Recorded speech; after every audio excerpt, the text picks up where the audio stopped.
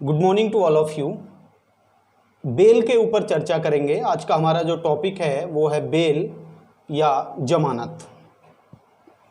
कुछ छोटे छोटे पॉइंट्स में मैंने इसे डिवाइड किया है जिससे कि बेल का कोई भी कॉन्सेप्चुअल पार्ट या मेंस एग्जामिनेशन में लिखने के लिए कोई भी हिस्सा वो शेष ना बचे। जहाँ तक बेल का प्रश्न है, सबसे पहला पॉइंट है हमारा, हम बेल के मीनिंग के बारे में बात करेंगे। देखिए, मेंस के एग्जामिनेशन में सबसे बड़ी चुनौती ये होती है कि आपको ये पता होना चाहिए कि जिस चीज़ को हम लिख रहे हैं, यानी मान के चलते हैं बेल का हमारा टॉपिक है, तो क्या उसका मीनिंग उस एक्ट में कहीं पर दिया हुआ है, और अगर दिया हुआ है बेयर एक्ट में तो आपको करना चाहिए कि उसी सेक्शन के साथ उसको लिखना चाहिए, और अगर नहीं दिया हुआ है तो आपको लिखना है कि इस कोड में सीआरपीसी में कहीं भी बेल का मीनिंग मेंशन नहीं किया गया, कहीं भी बेल का मीनिंग वर्णित नहीं किया गया है। और जब मीनिंग नहीं है तो फिर हम कहां से इसका मीनिंग देखेंगे? हम देखेंगे लॉ डिक्शनरी से इसका मीनिंग। यानी जब इसका मीनिंग सीआरपीसी में नहीं है, कोड ऑफ क्रिमिनल प्रोसीजर में इसका मीनिंग नहीं है, तो इसका डिक्शनरी मीनिंग हम लोग देखेंगे। बेल का डिक्शनरी मीनिंग क्या है? दोस्तों, बेल का डिक्शनरी मीनिंग है security for appearance. Security for appearance यानी हाजिर होने के लिए प्रतिभूति, हाजिर होने के लिए, इसका ये एक डिक्शनरी मीनिंग है। जब एक अक्यूज्ड से सिक्योरिटी ली जाती है कि वो कोर्ट के सामने जब भी उसे बुलाया जाएगा वो हाजिर होगा, उसे हम बेल के नाम से जानते हैं। ये बेल का मीनिंग होता है। उतना कठिन नहीं है, आप 2 लाइन में लिख देंगे तो आपके लिए पर्याप्त है, क्योंकि उससे ज़्यादा महत्वपूर्ण है इसका ऑब्जेक्ट, और इस पर थोड़ा हम डिटेल में चर्चा करेंगे। बहुत सारे विद्वान, बहुत सारे ज्यूरिस्ट बेल का अलग अलग ऑब्जेक्ट बताते हैं, लेकिन बेल का जो ऑब्जेक्ट है, बेल का जो उद्देश्य है, वो जुड़ा हुआ है अरेस्ट और डिटेंशन से। इसीलिए मैंने यहां पर डिटेंशन शब्द का इस्तेमाल किया है। देखिए, अक्यूज्ड को ध्यान से समझते हुए चलेंगे। अक्यूज्ड को कोर्ट में हाजिर करने के लिए, न्यायालय के सामने लाने के लिए बहुत सारे तरीके हैं। उनमें एक तरीका अरेस्ट करके, उसको डिटेन करके, उसको कस्टडी में भेज के, और जब भी ज़रूरत हो आप अक्यूज्ड को कोर्ट के सामने लाइए, और जब तक मामला चल रहा है उसको डिटेंशन में रखिए, उसको डिटेंशन में रखिए। लेकिन इससे एक केस का नाम मैंने यहां पर लिखा है, Motiram versus state of MP. Motiram versus state of MP. आप इस केस को नोट कर लीजिए। 1978 का केस है। Motiram versus state of MP 1978 का केस है। आप इसे नोट करिए। जैसा कि मैंने बताया कि मुख्य उद्देश्य होता है कि अक्यूज्ड अपीयर रहे प्रोसीडिंग में, अक्यूज्ड भाग ना जाए, अक्यूज्ड किसी प्रकार से लॉ की जो पकड़ है उससे बाहर ना निकल जाए। तो उसके लिए क्या करते हैं? उसको डिटेन करके रखना है। ये प्रारंभिक रूप से इनिशियल स्टेज पर लॉ में चलता था। इनिशियल स्टेज पर लॉ में चलता था, लेकिन जब से बेल का कॉन्सेप्ट आया, और उस बेल के कॉन्सेप्ट को बेसिक रूप से Motiram versus state of MP के केस में ऑनरेबल कोर्ट ने बहुत अच्छे से डिफाइन किया है। मोतीराम के केस में कहा, ऑब्जेक्ट है कि वो कोर्ट में अपीयर रहे। अगर आपके उस मामले में ये रिस्क है, अगर आपके उस मामले में ये रिस्क है कि वह भाग जाएगा, तब तो आप उसे डिटेन करके रखिए। और अगर मामले में रिस्क नहीं है, साधारण मामला है, उसके भागने के कोई चांसेस ही नहीं हैं, तब आप उसे डिटेन करके रखते हैं, तो आप उसकी पर्सनल लिबर्टी को ब्रीच करते हैं। ये मैं नहीं कह रहा हूं, ये Motiram versus state of MP के केस में ऑनरेबल कोर्ट ने कहा, माननीय न्यायालय ने कहा। एक चीज ध्यान रखना, छोटी सी बात है, जब भी मेंस के एग्जाम में कोर्ट का जिक्र आए, न्यायालय का जिक्र आए, तो ऑनरेबल कोर्ट या हिंदी में माननीय न्यायालय जरूर लिखें, फर्क पड़ता है। और हम लॉ के विद्यार्थी हैं तो इतना एथिक्स तो हमसे बनता भी है। तो मैं बात कर रहा था कि डिटेंशन मोतीराम के केस में कहा केवल तब जरूरी है, उसे केवल तब रख सकते हैं जब उसके भागने का रिस्क हो या मामला बहुत गंभीर हो। इसीलिए इस केस में कहा बेल इज ए रूल, जमानत एक नियम है, and detention is an exception, और डिटेंशन एक अपवाद है। ये बहुत बार प्रीलिम्स में पूछा गया कि कौन से केस में ये ऑनरेबल कोर्ट ने कहा। जस्टिस अय्यर के शब्दों की बात बता रहा हूं मैं आपको। तो Motiram versus state of MP में कहा गया bail is a rule and detention is an exception. Detention जो है वो अपवाद होता है, आपको बेल देना चाहिए, और अपवाद केवल कुछ सर्कमस्टांसेस में, केवल कुछ परिस्थितियों में ही इस्तेमाल किया जाता है। अब जब डिटेंशन और बेल के बीच की बात आती है कि कब डिटेंशन करना है, कब बेल देना है, तो कोर्ट ने क्या किया, कोर्ट और विधायिका ने मिलकर के क्या किया, एक बैलेंस बनाने की कोशिश की है। सबसे पहले तो लेजिस्लेचर ने कहा, लेजिस्लेचर ने रूल्स बनाए बैलेंस बनाने के बारे में कि डिटेंशन और बेल के बीच में बैलेंस बनाया जाए, संतुलन बनाया जाए, कुछ रूल्स बनाए। और जब लेजिस्लेचर ने बना दिए तो बाद में कुछ इंप्रूवमेंट्स उसमें हमारे जुडिशरी ने भी किए उस बैलेंस को बनाने में।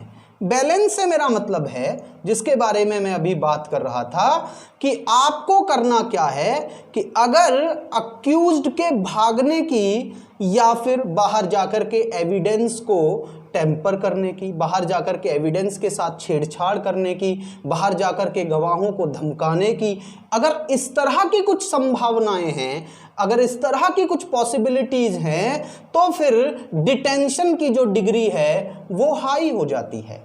लेकिन अगर इस तरह की संभावनाएं नहीं हैं तो डिटेंशन की जो डिग्री है वो कम हो जाती है। तो ध्यान देंगे, अगर डिटेंशन की डिग्री कम होती है तो आप उसे बेल पर छोड़ेंगे। अब इसके लिए क्या किया गया कि ये तो एक बहुत बड़ा टॉपिक है, आप मतलब बहुत ही कॉम्प्लिकेटेड हो जाएगा। कैसे डिसाइड करेंगे कि डिटेंशन का डिग्री बढ़ गया है, मतलब जो रिस्क है उसका डिग्री जो है बढ़ गया है। तो उसके लिए लेजिस्लेचर ने क्या किया, लॉ बनाया, और सीआरपीसी में अपराध की जो गंभीरता है उसको देखते हुए हर अपराध के लिए अलग अलग रूल्स बनाए।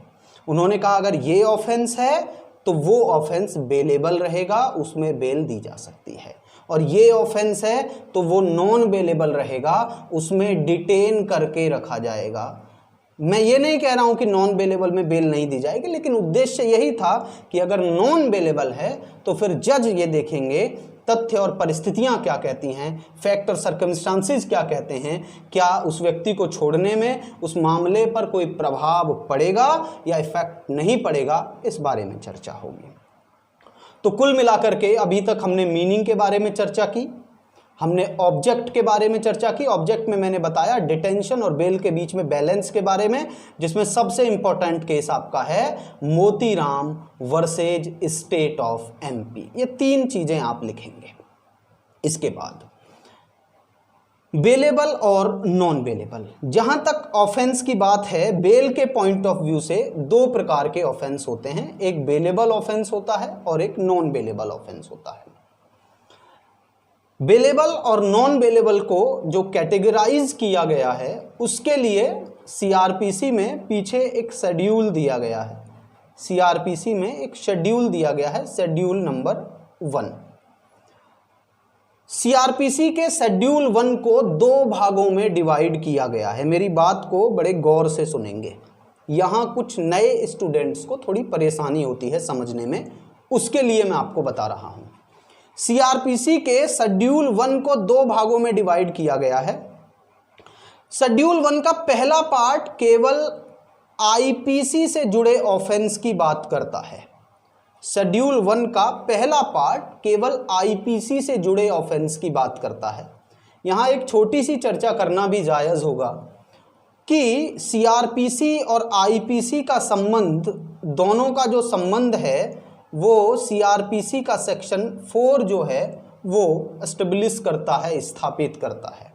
सेक्शन 4 ऑफ सीआरपीसी कहता है कि सीआरपीसी के कोई भी ट्रायल अगर होंगे, आईपीसी के कोई भी ट्रायल अगर होंगे तो वो सीआरपीसी के अधीन होंगे।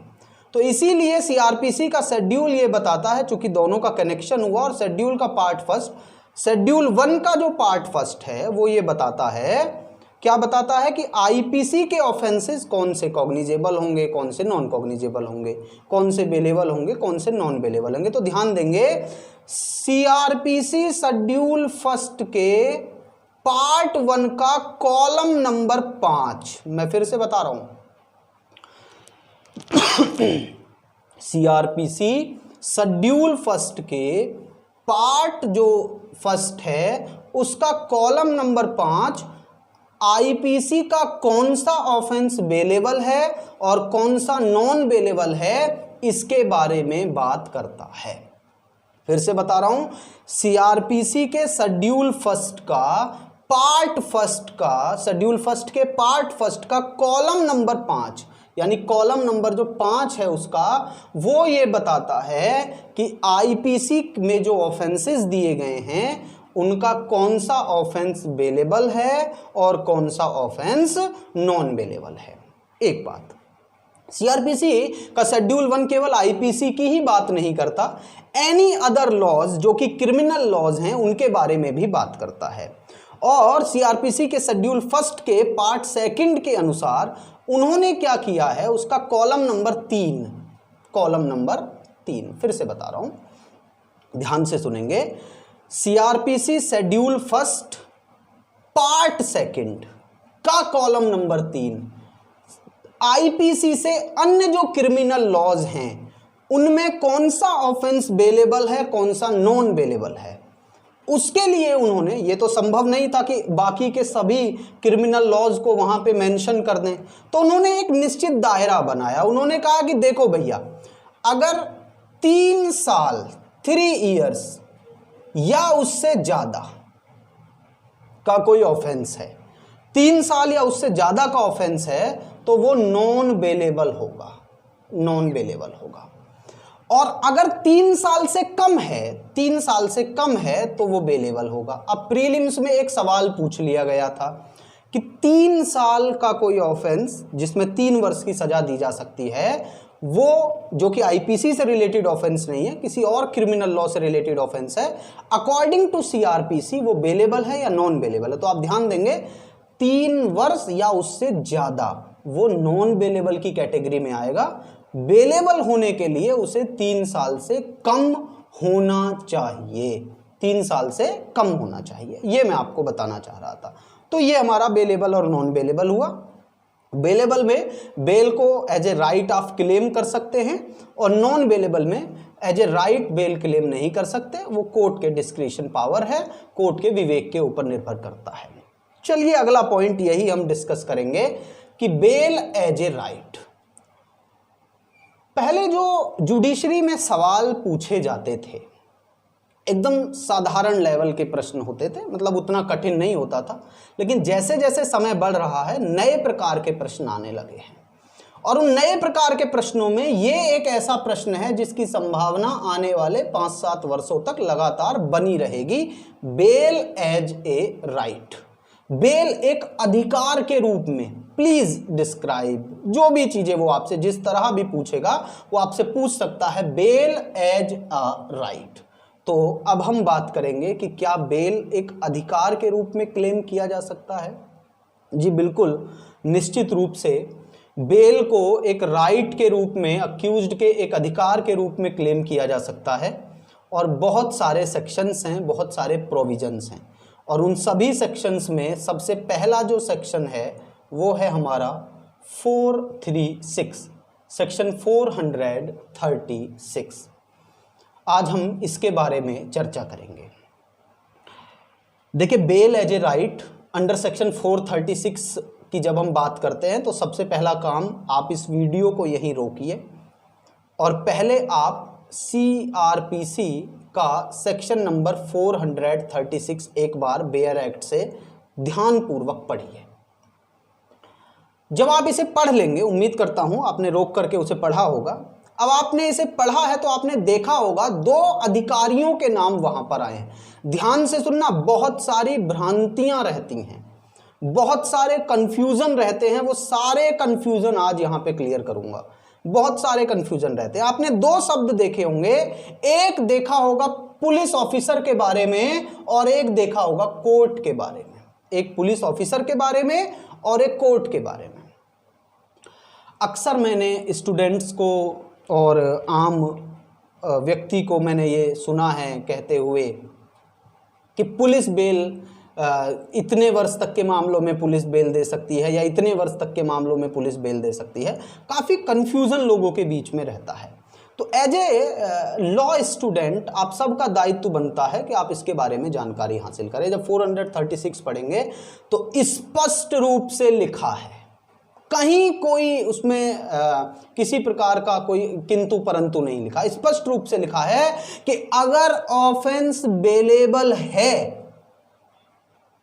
अगर अपराध बेलेबल है तो पुलिस भी बेल दे सकती है। और मैं ये सिर्फ 436 के आधार पर ही नहीं कह रहा हूं, इसके लिए मैंने एक और सेक्शन को ग्राउंड बनाया है और वो सेक्शन है सेक्शन 50 का क्लॉज नंबर 2। सेक्शन 50 CRPC, उसका क्लॉज नंबर 2 आप उसको देखिए एक बार बेयर एक्ट से। इस वीडियो को यहीं रोकिए और सेक्शन 50 के क्लॉज नंबर 2 को एक बार देखिए। आपने देखा होगा स्पष्ट रूप से वो सेक्शन कहता है कि जब वारंट के बिना किसी ऐसे व्यक्ति को अरेस्ट किया जाता है जिसने बेलेबल ऑफेंस किया है। अब ये ऑफेंस बेलेबल है नॉन बेलेबल है ये तो डिसाइड होगा जो रपट लिखी गई है, जो सूचना लिखी गई है या अधिकारी जो बैठा हुआ है उसकी अपने विवेक के आधार पर। अब ये अगर मान के चलते हैं सेटिस्फाइड हो गया अधिकारी की बेलेबल ऑफेंस है, तो यहां पे एक ऑब्लिगेटरी प्रोविजन है, एक दायित्व निर्धारित करने वाला प्रावधान है। और प्रावधान या प्रोविजन ये है कि आप उसे बताएंगे कि आपका जो ऑफेंस है वो बेलेबल है और आपको बेल लेने का अधिकार है। बेल लेने का अधिकार है। ध्यान देना, यहां सिर्फ बेल लेने का अधिकार है ये बताना है। बेल की जहां तक बात आती है कि भाई बेल लेने का मुझे अधिकार है, ठीक है, लेकिन ये अधिकार मुझे मिला कौन से सेक्शन में है? तो वो अधिकार आपको मिला है 436 में। वो बताएगा वहां पर कि देखो भाई आपका ऑफेंस बेलेबल है और 436 कहता है कि बेलेबल ऑफेंस है तो मैं भी बेल दे सकता हूं। इसीलिए मैंने यहां पर लिखा है पुलिस बेल। तो ये जो कंफ्यूजन है कि 3 साल 7 साल 10 साल, ये हटा दीजिए। किसी भी बेलेबल ऑफेंस में पुलिस अधिकारी बेल दे सकते हैं। किसी भी बेलेबल ऑफेंस में पुलिस अधिकारी को बेल देने का अधिकार है, बेल देने का राइट है, but offence should be bailable, उसे जमानतीय होना चाहिए। अभी पीछे न्यूज़पेपर में मैं दिल्ली हाई कोर्ट के एक जज हैं, उनका एक लेख पढ़ रहा था। उन्होंने कहा हमने बहुत से ऐसे मामले देखे हैं कि बेलेबल ऑफेंस है, मतलब 95% बेलेबल ऑफेंस के केसेस में पुलिस बेल देती ही नहीं है, सीधा कोर्ट को रेफर कर देते हैं कि उन्हें अधिकार दिया गया है। ध्यान देना, कोर्ट का मतलब एक केस है, बड़ा इंपॉर्टेंट केस है, नाम अभी आपको नोट कराऊंगा। उसमें स्पष्ट रूप से कहा है, उसमें स्पष्ट रूप से कहा ये निर्भर करता है उस अक्यूज्ड के ऊपर कि वो पुलिस से बेल लेना चाहता है अगर बेलेबल ऑफेंस है, या कोर्ट से बेल लेना चाहता है, कोर्ट से बेल लेना चाहता है। उस केस में 2 इंपॉर्टेंट बातें कही गई थी। राजस्थान हाई कोर्ट का केस है, केस का नाम आप नोट कर लीजिए, बहुत इंपॉर्टेंट केस है, केस का नाम नोट कर लीजिए, केस का नाम नोट करिए। केस का नाम है Monit Malhotra versus state of Rajasthan. Case का नाम है Monit Malhotra, Monit Malhotra versus state of Rajasthan, 1991 का केस है। Monit Malhotra versus state of Rajasthan, ये 1991 का केस है, मोनित मल्होत्रा का केस। दो बातें इंपॉर्टेंट कही गई, ध्यान देंगे, दोनों ही विषय समझने वाले हैं।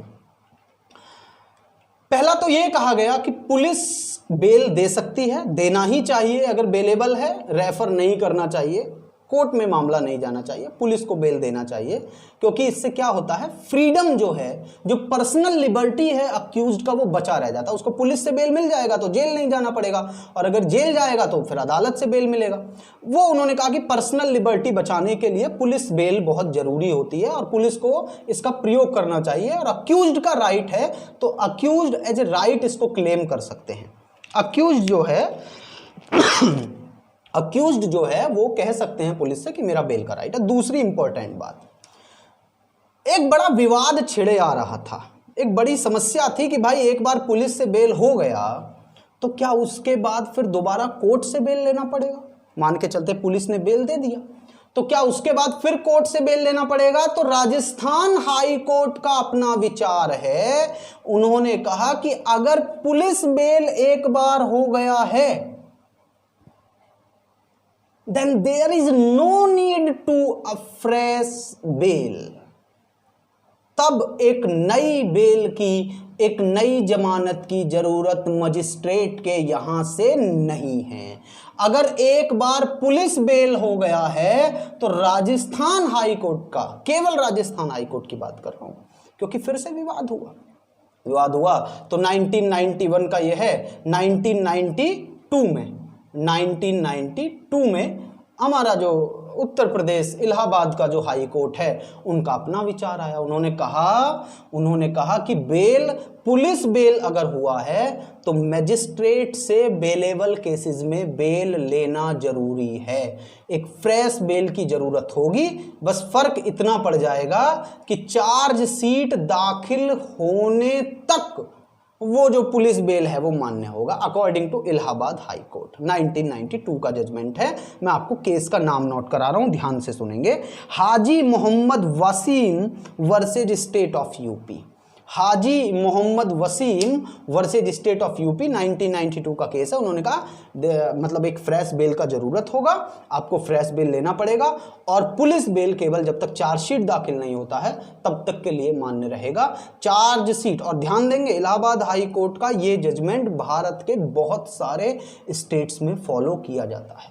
अगर पुलिस बेल दे भी देती है, पुलिस के द्वारा अगर बेल प्राप्त भी कर लिया जाता है, तब भी एक फ्रेश बेल की जरूरत महसूस होती है। एक फ्रेश बेल आपको मैजिस्ट्रेट के यहां से लेना ही पड़ेगा, एक फ्रेश बेल की जरूरत होगी। तो ये मैंने 436 के बारे में दो बातें आपको बताई।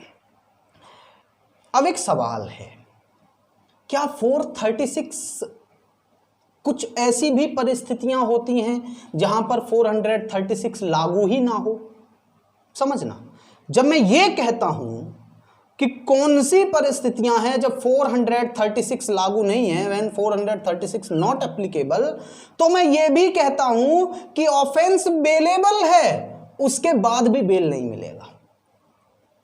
यही तो मैं कहना चाह रहा हूं। मैं कह रहा हूं कि कौन सी परिस्थितियां हैं जब 436 लागू नहीं होता। अभी मैं कह रहा था bail as a right under 436, मतलब अगर 436 की बात है, 436 की बात है, ऑफेंस बेलेबल है तो बेल आपका राइट है। लेकिन 436 दो केसेस में लागू नहीं होता है। वहां ऑफेंस के बेलेबल होते हुए भी आप बेल को एज ए राइट क्लेम नहीं कर सकते हैं, बेल को एज ए राइट क्लेम नहीं कर सकते। और वो दो सेक्शंस हैं सीआरपीसी का 116 क्लॉज नंबर 3, 116 क्लॉज नंबर 3, और सीआरपीसी का ही 446 क्लॉज नंबर ए। ये दो सेक्शंस हैं जब आप बेल को एज ए राइट क्लेम नहीं कर सकते, 116 क्लॉज नंबर 3 और 446 क्लॉज नंबर ए। अब ये 116 क्या है, 116 का 3 क्या है, मैं केवल संक्षिप्त में बताऊंगा, क्योंकि ये हम चर्चा करेंगे, इसका एक अपना चैप्टर है, उसी चैप्टर के साथ डिटेल में डिस्कशन करेंगे। यहाँ केवल शॉर्ट में एक लाइन में आपको बता देता हूँ। जब कभी मानकर चलते हैं किसी व्यक्ति को अरेस्ट किया गया, अब अरेस्ट किया गया बेलेबल ऑफेंस में, वहाँ उससे ये कहा जाता है कि भैया देखो मतलब पीस मेंटेन रखने के लिए, फॉर कीपिंग पीस, शांति रखने के लिए आपको बॉन्ड भरना पड़ेगा। आपने सुना होगा 106, 7, 8, 9, 10, 107, 16 का जो बॉन्ड भरा जाता है शांति के लिए, शांति के लिए, पीस मेंटेन रखने के लिए आपको बॉन्ड भरना पड़ेगा। मतलब पर्सनली आप अपनी लाइबिलिटी ये करेंगे कि भाई मैं बॉन्ड भरता हूँ कि 1 वर्ष तक, 1 वर्ष का उसमें टाइम रहता है कि 1 वर्ष तक मैं शांति बना के रखूंगा, अगर संभावना इस तरह की है कि झगड़ा वगड़ा हो सकता है, कोई लड़ाई हो सकती है।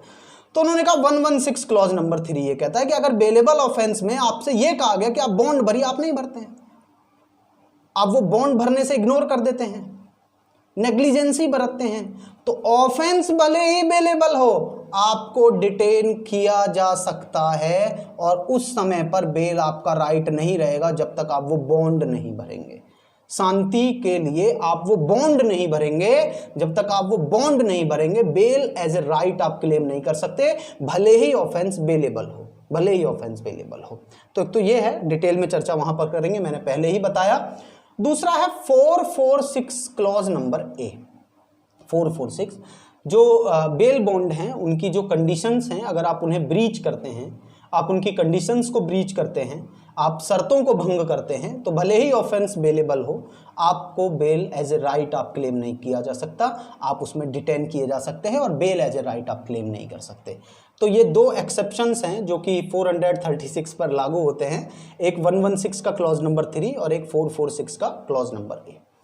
अब हम बात करते हैं बेल के अमाउंट के बारे में। तो अमाउंट में एक स्टूडेंट ने मुझसे पूछा कि सर ये कैश वैश जमा कर सकते हैं क्या? कोर्ट ने बोला भाई 50,000 का जमानती चाहिए, ऐसे बोलते। कोर्ट ने बोला 50,000 के 2 जमानती चाहिए, तो क्या सर मैं कैश जमा कर सकता हूं या कैश जमा नहीं कर सकता? तो ध्यान से सुनेंगे। अमाउंट की बात आती है तो पहला प्रश्न है कि क्या कैश में जमा कर सकते हैं, और दूसरा प्रश्न है कि बॉन्ड जो भरा जाएगा वो रकम वगैरह कितनी होगी, कैसे होगा। तो ध्यान देंगे, कैश की डिमांड कोर्ट आपसे नहीं कर सकता, लेकिन अगर आप चाहते हैं कि कैश डिपॉजिट करा दिया जाए तो आप दे सकते हैं, कोर्ट मना भी नहीं करेगा। ध्यान से फिर मैं बता रहा हूं, कैश की डिमांड कोर्ट अपनी तरफ से नहीं कर सकता, बट अगर अक्यूज्ड चाहता है कि कैश डिपॉजिट कराया जाए तो कोर्ट मना भी नहीं कर सकता, कोर्ट उसमें मना भी नहीं कर सकता है, कोर्ट उसमें मना भी नहीं कर सकता है। इसके लिए आपको जो सेक्शन है वो देखना है 445, धारा 445, धारा 445, धारा 445। क्लियर बात है, अपनी तरफ से कैश की डिमांड नहीं करेंगे, लेकिन अगर आप कैश डिपॉजिट करते हैं तो 445 में कह रहे हैं कि कर सकते हैं, कोई इशू नहीं है। अब बात आती है बेल बॉन्ड के बारे में कि कितने की जमानत। तो बड़ी साधारण सी बात है कि बहुत ज़्यादा नहीं होगा, एक्सेसिव नहीं होगा, बहुत अधिक नहीं होगा, मामले के तथ्यों और परिस्थितियों के हिसाब से होगा। और अगर मजिस्ट्रेट ने उसको बहुत ज़्यादा कर दिया है, या पुलिस अधिकारी ने, मैं बेलेबल केसेस की बात कर रहा हूँ अभी, तो दोनों ही बेल करा सकते हैं, पुलिस भी और कोर्ट भी। तो अगर पुलिस ने या न्यायिक अधिकारी ने, जज ने जो राशि है वो बहुत ज़्यादा कर दी है, तो वो कह रहे हैं कि कोर्ट ऑफ सेशन और ऑनरेबल हाई कोर्ट के पास ये राइट होता है कि उसको वो कम कर सकते हैं, और कह सकते हैं कि इतना राशि। आप जाके एक एप्लीकेशन फाइल करेंगे कि हमारे जो बेल की बॉन्ड की जो राशि है, उन्होंने कहा कि इतने जमानती लाइए, छोटा सा केस है, उन्होंने 2 लाख के जमानती की डिमांड की है, तो कह रहे हैं कि उसको कम किया जा सकता है अगर किसी परिस्थिति में किन्हीं कारणों से ज़्यादा कर दी गई है राशि, तो ऑनरेबल कोर्ट के पास ये राइट रहता है। और ये मैं जो बात कह रहा हूँ आपसे 440 का क्लॉज नंबर 2 में ये बात कही गई है, 440 के क्लॉज नंबर 2 में। ठीक है, तो आज हमारा बेल का टॉपिक यहीं पे कवर हुआ। जितना भी हमने आज पार्ट फर्स्ट देखा है, इसको लगभग 4 पार्ट्स में पढ़ेंगे, तो पार्ट फर्स्ट हमने आपके सामने यहाँ पर देखा।